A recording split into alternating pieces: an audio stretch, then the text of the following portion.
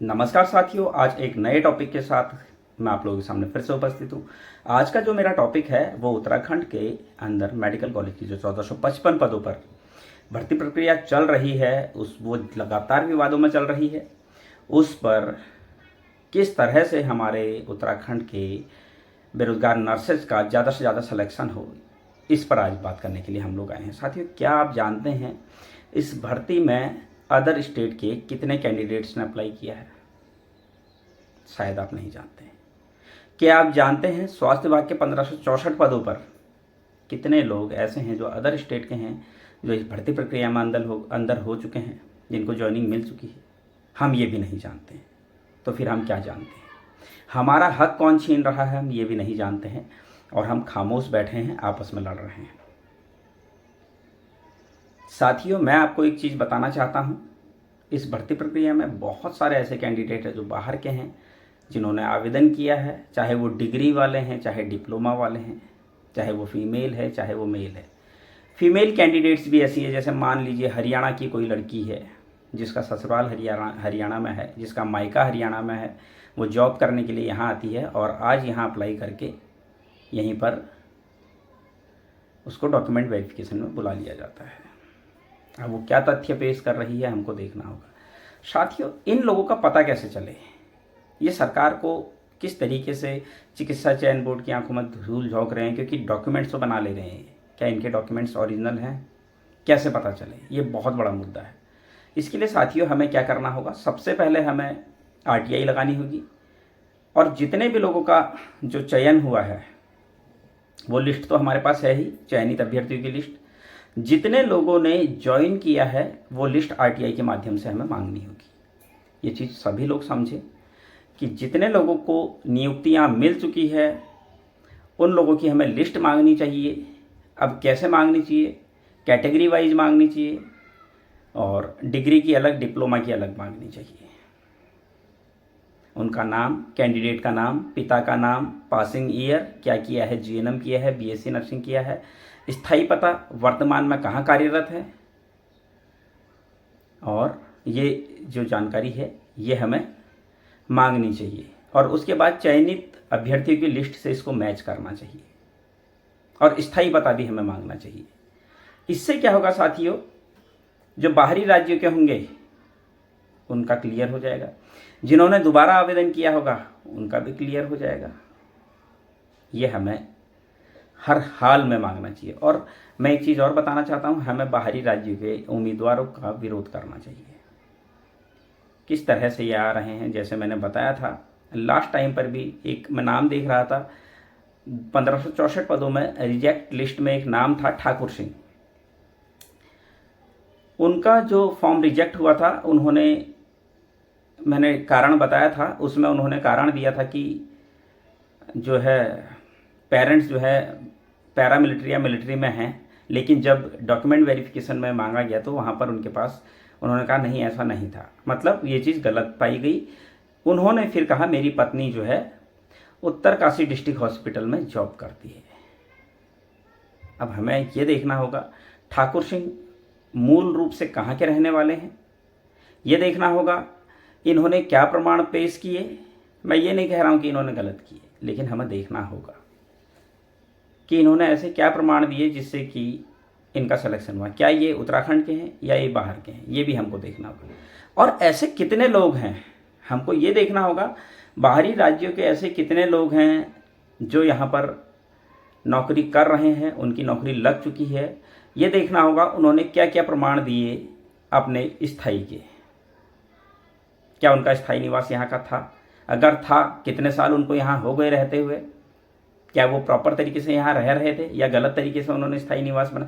हर एक जानकारी हमको मांगनी होगी। मैं आप लोगों से एक निवेदन करता हूँ, जितने भी ऐसे लोग आपके जानने वाले हैं जो अदर स्टेट के हैं, उनकी जानकारी प्लीज़ कमेंट बॉक्स में ज़रूर शेयर करें। ये बहुत ज़रूरी है। ये उत्तराखंड के बेरोजगार नर्सेज के लिए, ये उत्तराखंड के भविष्य के लिए बहुत ज़रूरी है। अगर हमारे हक को कोई छीन रहा है और हम आपस में ही लड़ रहे हैं तो ये बहुत गलत बात है। चाहे लड़कियां हैं चाहे लड़के हैं, हिमाचल की एक लड़की का यहाँ सिलेक्शन हुआ, हरियाणा की लड़कियों ने यहाँ अप्लाई किया, चंडीगढ़ की लड़कियों ने यहाँ अप्लाई किया, दिल्ली की लड़कियों ने अप्लाई किया, जो मूल रूप से वहाँ के रहने वाले हैं, यहाँ के नहीं है, उत्तराखंड से उनका कोई लेना देना नहीं है। वो यहाँ कोर्स करने आए, उसके बाद वो यहीं जॉब करने लग गए। अब उन्होंने यहाँ अप्लाई भी कर लिया, अब उन्होंने डॉक्यूमेंट वेरिफिकेशन में भी बुला दिया।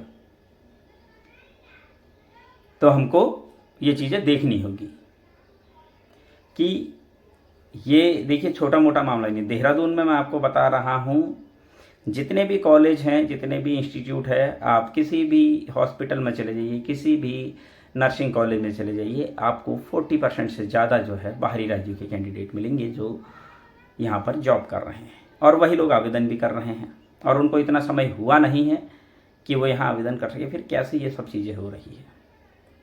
हमको ये सारी जानकारी कलेक्ट करनी होगी। जब तक ये जानकारी हमारे पास नहीं होगी, हमारे हकों को इसी तरह से छीना जाता रहेगा और हम आपस में ही लड़ते रहेंगे। हमको समझना होगा कि हमने क्यों अदर स्टेट वाले केस को अभी तक सॉल्व नहीं किया। हमको मंत्री जी से मिलना होगा कि ये मामला क्यों सॉल्व नहीं हो रहा है। बाहरी राज्यों के कैंडिडेट, मंत्री जी ने साफ साफ कहा था कि बाहरी राज्यों के जो कैंडिडेट हैं उनको बाहर किया जाएगा। फिर अदर स्टेट का केस अभी तक क्यों लंबित है, क्यों ये मामला सुलझ नहीं रहा है? ये बहुत बड़ा मुद्दा है साथियों। अगर अदर स्टेट के मामले में हाई कोर्ट से जो बाहरी राज्य के कैंडिडेट हैं वो हार जाते हैं, तो मैं आपको इस चीज़ का विश्वास दिलाता हूँ, बहुत बड़ी संख्या उत्तराखंड के बेरोजगार नर्सेज की बहुत बड़ी संख्या सरकारी सेवा में चली जाएगी। अभी आप लोगों को लग रहा होगा ये गिने चुने लोग हैं, गिने चुने लोग नहीं हैं, ये बहुत बड़ी संख्या में है। हमको इनका विरोध करना होगा, हर हाल में इनको नौकरी से रोकना होगा, हमारे हकों को छीनने से रोकना होगा। ये बहुत बड़ा मुद्दा है साथियों। मैं आप लोगों से निवेदन कर रहा हूँ, सभी लोग सक्रिय हो जाए। आज हमारे हक अगर छीन रहे हैं तो इसके जो जिम्मेदार हैं वो खुद हम हैं, क्योंकि हम अवेयर नहीं हैं। हमारी नाक के नीचे बाहरी राज्यों के लोग आ रहे हैं, नौकरी पा रहे हैं, और हमें नौकरी नहीं मिल रही है। इसकी वजह सिर्फ हम हैं, क्योंकि हम अवेयर नहीं हैं। मैं आप लोगों से सिर्फ और सिर्फ एक निवेदन करना चाहता हूँ, सभी लोग आरटीआई लगाएं, सभी लोग। ऐसा नहीं कि हर कोई दूसरे के भरोसे छोड़ दे। आपको पता भी चलना चाहिए ना किस तरह से काम होते हैं। आरटीआई लगाना सीखिए। मेरे चैनल पर आपको किस तरीके से आरटीआई लगाते हैं, क्या क्या उसमें पॉइंट किस किस तरीके से, मतलब हर एक चीज़ आरटीआई की मैंने डिटेल में दी हुई है, वो आप देखिए। मेरे चैनल पर आपको वो वीडियो मिल जाएगा। और आरटीआई ज़रूर लगाए, चाहे लड़का हो चाहे लड़की हो। अगर नौकरी चाहिए तो इतना तो कर ही सकते हो। आपसे लाखों रुपए खर्च नहीं करने को कह रहा हूँ, आपसे ये नहीं कह रहा हूँ आप 1-1 लाख रुपए मुझे दे दो, ये नहीं कह रहा हूँ ऐसा कर दो वैसा कर दो। सिर्फ इतना कह रहा हूँ, आरटीआई लगाओ, अपने अधिकारों के लिए जागरूक बनो। अगर आप अपने अधिकारों के लिए जागरूक नहीं बन सकते हो तो भूल जाओ फिर नौकरी। फिर तो जो लोग बाहर से आए हैं, जो इतना मेहनत कर रहे हैं, आपके नौकरी को छीन कर अपने हाथ में ले रहे हैं, सोचो वो भी तो मेहनत ही कर रहे हैं। उनसे तो सीख लो कुछ कि वो कितना मेहनत कर रहे हैं। मैं नहीं कह रहा हूँ उतना मेहनत करो, उनको तो बहुत मेहनत करनी पड़ रही है। आप जाकर किसी राज्य में नौकरी करके दिखा दो, जाओ आप राजस्थान में जाकर करके दिखा दो, केरल में जाकर करके दिखा दो, उड़ीसा में जाकर करके दिखा दो, हरियाणा, चंडीगढ़, हिमाचल, कहीं भी जाकर करके दिखा दो। हिम्मत नहीं है आपकी तो फिर बाहर के लोग यहाँ कैसे कर ले रहे हैं? हमें भी यूनिटी में रहना चाहिए, हमें आपस में नहीं लड़ना चाहिए। हमें एक होकर, देखो किसी भी प्रॉब्लम का सॉल्यूशन तब होगा जब हम एक होकर काम करेंगे। मैं आप लोगों से सिर्फ और सिर्फ एक ही निवेदन कर रहा हूँ, सब लोग एक होकर इस मुद्दे को सॉल्व करते हैं। और कितने लोग ऐसे हैं जो बाहरी राज्यों के हैं, स्थायी पता जरूर मांगें। जैसे मैंने बताया, नाम, पिता का नाम, पासिंग ईयर, कोर्स का नाम, पासिंग ईयर, उनका वर्तमान में जो ज्वाइनिंग मिली है जिनको, उनसे ज्वाइनिंग का, जिन्होंने, देखिए 2 आरटीआई बनेगी, एक डीजी हेल्थ के लिए, एक चिकित्सा चयन बोर्ड के लिए। जिन्होंने आवेदन किया उनके लिए अलग बनेगी, और जिन्होंने ज्वाइन कर लिया है, नियुक्ति जिनको मिल गई है, उनकी अलग। तो ये 2 आरटीआई मांगनी चाहिए हमको, और हर एक डिटेल उनसे मांगनी चाहिए। अगर हम जल्दी से जल्दी यहाँ एक्टिव हो जाएंगे तो मैं आपको विश्वास दिलाता हूँ बहुत बड़ी संख्या में उत्तराखंड के बेरोजगार नर्सेज को सरकारी सेवाओं में आने का मौका मिलेगा। बस अर्थ है हमको एक्टिव होना पड़ेगा। अगर हम एक्टिव नहीं हो सकते हैं तो फिर मैं फिर से कह रहा हूँ, फिर भूल जाओ उस नौकरी को। फिर ये नौकरी छोड़ो, आपको कहीं नौकरी नहीं मिल सकती है।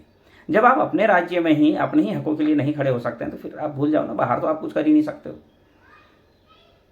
आरटीआई बहुत बड़ा मुद्दा नहीं है, लेकिन आरटीआई लगानी आनी चाहिए। सूचना का अधिकार हमारा अधिकार है, और हमें इस अधिकार का उपयोग करके अपने हकों की, अपने हितों की रक्षा करनी चाहिए। उम्मीद कर रहा हूँ आप लोग मेरी बातों से सहमत होंगे। साथियों, 5 जुलाई 2024 क्षैतिज आरक्षण के केस में हियरिंग है। हम कोशिश कर रहे हैं, हम उस हियरिंग में पहुँचे हर हाल में। आप लोगों से मैं निवेदन कर रहा हूँ, सभी लोग सपोर्ट करें, फाइनेंशियली भी सपोर्ट करें। कुछ एक लोग सपोर्ट करते हैं, बाकी लोग तमाशा देखते हैं, और जो लोग तमाशा देखते हैं वो खाल उतारने पर उतारू रहते हैं। वो मौका देखते हैं कब इसको नीचा दिखाया जाए। नीचा दिखाने से अच्छा है आप लोग हमें सपोर्ट करें, ताकि हम इस केस को जल्द से जल्द जीत सकें। उम्मीद कर रहा हूँ आप मेरी बातों को समझ रहे होंगे, आप मेरी बातों से सहमत होंगे। अगर सहमत हैं तो प्लीज़ मैं आप लोगों से एक ही निवेदन कर रहा हूँ, प्लीज़ अपने साथियों को बोलिए, सबको बोलिए। जो लोग को अभी एक चीज़ और बता देता हूँ, जो लोग को अभी लास्ट में बुलाया ना डॉक्यूमेंट वेरिफिकेशन के लिए, वो लोग थोड़ा सा सक्रिय हो जाओ। आपकी नौकरी आपके हाथ में है। ये क्षैतिज आरक्षण से कितना बेनिफिट होना है आप लोग जानते हैं। अगर आप लोग चाहते हैं आपकी नौकरी लगे तो हमें सपोर्ट करेंगे। अगर आप लोग चाहते हैं कि आपकी नौकरी ना लगे, घरों में बैठे रहो, अपने 500, 1000 रुपये, 2000 रुपये बचा लो, क्योंकि ये ज़िंदगी भर आपको कमा के देने वाले हैं। ऐसा ही होगा फिर। देने को तो लोगों ने लाखों लाखों रुपये दिए होंगे। फिर से कह रहा हूँ, अगर आपको सही मायने में लगता है कि क्षैतिज आरक्षण का केस हमारे पक्ष में आना चाहिए तो आप हमें सपोर्ट करें। इस टाइप पर हमें आप लोगों के सपोर्ट की बहुत ज़्यादा ज़रूरत है। हम लगातार अभी हमने एक एफिडेविट और इसमें सबमिट किया है, अर्जेंसी हम इसमें प्रॉपर तरीके से लगा रहे हैं। अगर हम इतना कुछ कर रहे हैं, किसके लिए कर रहे हैं? सभी लोगों के लिए कर रहे हैं। उत्तराखंड के बेरोजगार नर्सेस के भले के लिए कर रहे हैं, प्रोफेशन के भले के लिए कर रहे हैं। हम ये केस जीतते हैं तो उत्तराखंड में एक बहुत बड़ी क्रांति आएगी। हमको समझना होगा हमें क्या करना है।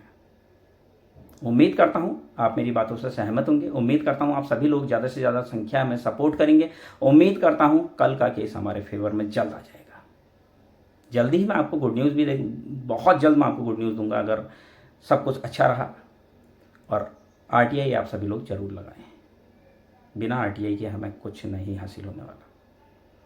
हमें पता तो चले कितने बाहरी राज्यों के कैंडिडेट हैं जो यहाँ आवेदन कर चुके हैं, कितने ऐसे लोग हैं जो नौकरी पा चुके हैं और दोबारा यहाँ आवेदन किया है। जानना बहुत ज़रूरी है। उम्मीद करता हूँ साथियों आज की जानकारी आपको पसंद आई होगी। आगे भी मैं इसी तरह की जानकारी आप लोगों के लिए लेकर आता रहूँगा। तब तक के लिए धन्यवाद।